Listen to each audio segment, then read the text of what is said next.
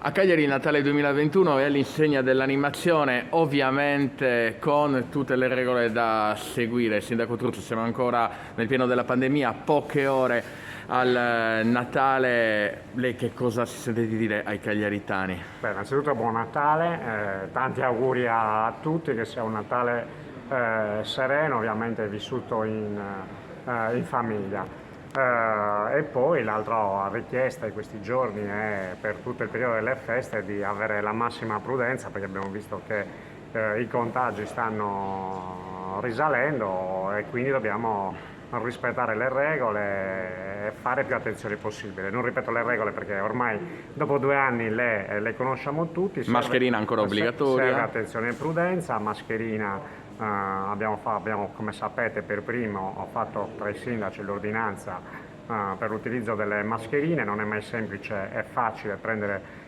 certi provvedimenti e certe scelte, però la volontà era quella di garantire un Natale sereno alle attività commerciali, alle famiglie, a tutti i cittadini e soprattutto rendere anche più semplici i controlli, perché prevedere l'utilizzo della mascherina negli orari e nelle giornate in cui c'è più assembramento garantisce una facilità ovviamente alle forze di polizia che devono fare i controlli nel realizzarli, se no sarebbe stato veramente impossibile. Quali i numeri sul Covid a Cagliari? Beh, i numeri arrivati anche ieri in Consiglio Comunale, i positivi sono circa 300 e la cosa, diciamo, che ci fa per il momento ben sperare è che il numero dei ricoverati è pari a 8 unità, quindi siamo su percentuali rispetto al numero di positivi sotto il 3% e sono risultati che sono nettamente inferiori alle altre ondate.